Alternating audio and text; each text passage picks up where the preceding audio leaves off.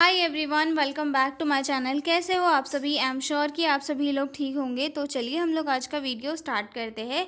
इस वीडियो में हम लोग जो एक 4 नंबर का क्वेश्चन डिस्कस करने वाले हैं। क्वेश्चन है, as a nurse how will you manage the minor disorder during pregnancy. ठीक है, मतलब जो प्रेगनेंसी के दौरान जो माइनर डिसऑर्डर्स होते हैं उनको आप कैसे डील करोगे। मतलब आप एक नर्स हो और आपको उन माइनर डिसऑर्डर्स को डील करना है, पेशेंट को उससे जो है केयर करवाना है, तो आप इसको कैसे मैनेज करोगे। ठीक है, तो चलिए स्टार्ट करते हैं। ठीक है, तो जो लोग भी चैनल पर नए हैं वो लोग चैनल को सब्सक्राइब कर ले। और अगर आपको पीडीएफ नोट्स की रिक्वायरमेंट हो तो डिस्क्रिप्शन में मेरा मेल दिया हुआ है, आप उस पर कांटेक्ट करके पीडीएफ नोट्स ले सकते हो। तो ठीक है, चलिए स्टार्ट करते हैं। सबसे पहले तो हम ये देखते हैं कि माइनर डिसऑर्डर्स क्या होते हैं। तो माइनर डिसऑर्डर्स जो है प्रेगनेंसी के टाइम में होने वाले शॉर्ट टर्म वाले डिसऑर्डर्स होते हैं, जो प्रेगनेंसी में बॉडी में होने वाले फिजिकल और हार्मोनल चेंजेस के कारण आते हैं। ठीक है, जैसे कि अब मदर जो है उसका शरीर पहले अलग था, लेकिन जब वो बेबी को जन्म देने वाली होती है तो उसका थोड़ा फिजिकल अपीयरेंस चेंज होता है, हार्मोन्स चेंज होते हैं, वेट बढ़ता है, मूड स्विंग्स ज़्यादा होते हैं, एंजाइटी होती है, स्ट्रेस होता है, टेंशन होती है। तो इन सब से क्या होता है कि धीरे धीरे ये जो है उसकी बॉडी में नए नए डिसऑर्डर्स, एक्यूट डिसऑर्डर जो है बढ़ने लगते हैं, जिसके कारण जो मदर है वो काफ़ी डर जाती है। इवन फीमेल को तो ये भी डर बैठ जाता है कि ओ माय गॉड, मुझे क्या हो गया, मैं तो प्रेग्नेंट होने वाली थी, मुझे ये सारी चीज़ें क्यों हो रही है। अब मान लो एक इंसान का जो शरीर है वो अपने ऑर्गन उसमें फिक्स होते हैं। ठीक है, लेकिन जब अगर बॉडी में कोई दूसरी चीज़ बन रही है और दूसरा ऑर्गन एकदम से बड़ा होने लग जाएगा तो दूसरे ऑर्गन पर तो अफेक्ट पड़ेगा ही नहीं। जैसे कि हमारा जो यूट्रस होता है, फीमेल का यूट्रस, उसमें बेबी जब जन्म लेने वाला होता है तो यूट्रस का साइज़ कैसा होता है, बढ़ते हुए जाता है, जिसकी वजह से डायफ्राम पे भी प्रेशर आता है, नीचे ब्लैडर के ऊपर भी प्रेशर आता है, जिसकी वजह से फ्रिक्वेंट यूरिनेशन होता है। ठीक है, हार्मोनल चेंजेस होते हैं बहुत सारे। ठीक है, और डायफ्राम पे प्रेशर पड़ता है, जिसकी वजह से जो है डिस्निया हो जाता है फीमेल को। ठीक है, और साथ में फ्रिक्वेंट यूरिनेशन होता है ब्लैडर पे प्रेशर पड़ने के कारण, और भूख ज़्यादा लगती है, मूड स्विंग्स होते हैं, और साथ में कॉन्स्टिपेशन होता है। ठीक है, तो ये सारी चीज़ें क्या करती है कि एक शॉर्ट टर्म के लिए अकर होती है और उसके बाद ठीक हो जाती है। तो हमें इन्हें कैसे मैनेज करना है आइए हम देखते हैं। ठीक है, इंट्रोडक्शन से स्टार्ट करते हैं। Minor disorder during pregnancy are common discomfort caused by physiological and hormonal changes. ठीक है, माइनर डिसऑर्डर जो है प्रेगनेंसी के दौरान होने वाले ऐसे कॉमन डिस्कम्फर्ट होते हैं जो फिजिकल और हार्मोनल चेंजेस के कारण होते हैं। ठीक है, as a nurse the main rule is to provide health education, reassurance, dietary advice and supportive care to reduce discomfort and promote maternal well being. ठीक है, और एज अ मिडवाइफरी या फिर एज अ नर्सेस का role होता है कि वो अपने पेशेंट्स को जो है हेल्थ एजुकेशन प्रोवाइड करे, रीअश्योरेंस दे कि भाई ये चीज़ें जो है टेम्पररी है, आपको इससे जल्दी ही रिलीफ मिल जाएगा। ठीक है, और साथ में उन्हें डाइटरी एडवाइस दे और सपोर्टिव केयर दे कि डाइटरी एडवाइस यानी कि आपको क्या खाना है, खाने के बाद तुरंत सोना नहीं है, आपको हाई फाइबर डाइट खाना है, बार फ्लूइड इंटेक अच्छा रखना है, अगर फ्रिक्वेंट यूरिनेशन आ रहा है तो आपको टाइम से जो है उसको ब्लैडर को खाली करते जाना है। ठीक है, और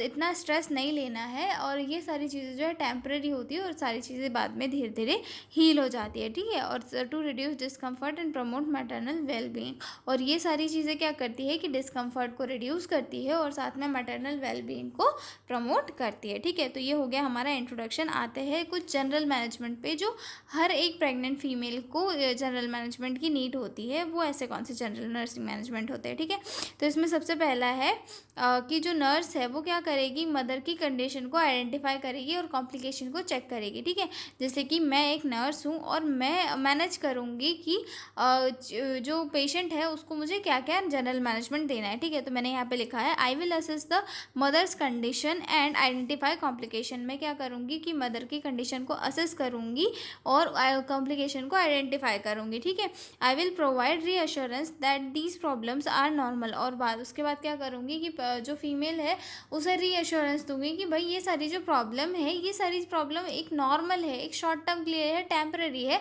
कुछ टाइम के बाद में ये प्रॉब्लम्स अपने आप शॉर्ट आउट हो जाएगी। बॉडी में ये प्रॉब्लम जो है प्रेगनेंसी के कारण आ रही है, क्योंकि बॉडी का जो स्ट्रक्चर है वो थोड़ा चेंज हो जा रहा है, हार्मोन्स बदल रहे हैं, तो आपको पैनिक नहीं होना है, स्ट्रेस नहीं लेना है, चीज़ें धीरे धीरे ठीक हो जाएगी। ठीक है, I will advice balance diet and adequate fluid intake. ठीक है, और साथ ही मैं अपने पेशेंट को एडवाइस करूँगी कि वो जो है बैलेंस डाइट ले और सही अमाउंट में जो है फ्लूइड का इनटेक करे, और साथ में बैलेंस डाइट जो है कि बार बार मतलब हर थोड़ी थोड़ी देर में ले, इकट्ठा पूरी डाइट ना ले, मैं ये एडवाइस करूँगी। ठीक है।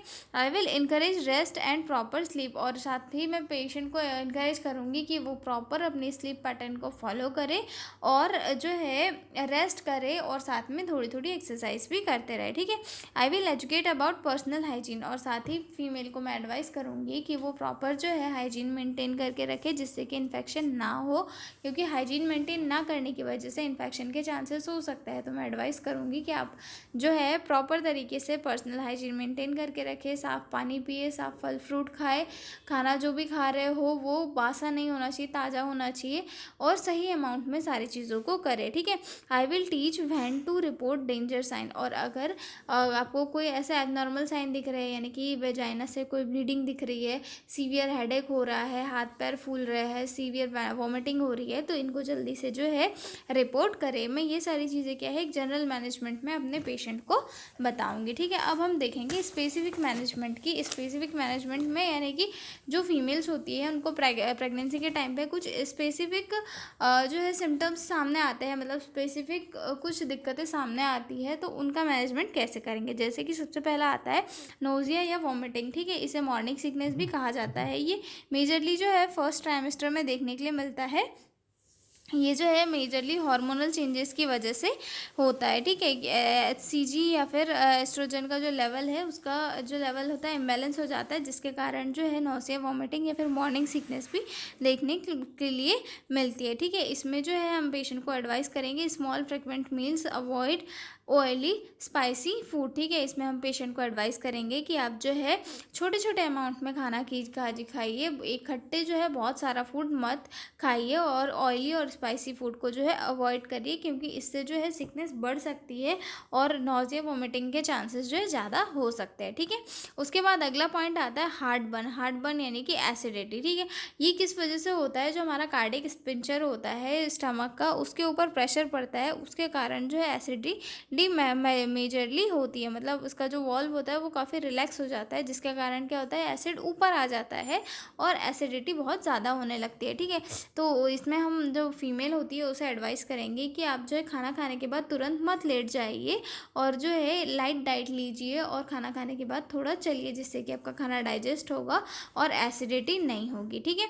अगला पॉइंट आता है constipation. High fibre diet, plenty of fluid and exercise. ठीक है। कॉन्स्टिपेशन, डाइजेशन जो है प्रोजेस्टेरॉन के इफेक्ट की वजह से यहाँ पर प्रेगनेंसी के दौरान में स्लो हो जाता है, तो हम जो है पेशेंट को एडवाइस करेंगे कि वो हाई फाइबर डाइट ले, जैसे कि फ्रूट, सब्जी वगैरह, और ज़्यादा पानी पिए और लाइट एक्सरसाइज करे, जिससे कि कॉन्स्टिपेशन जैसी कंडीशन क्रिएट नहीं होगी। ठीक है।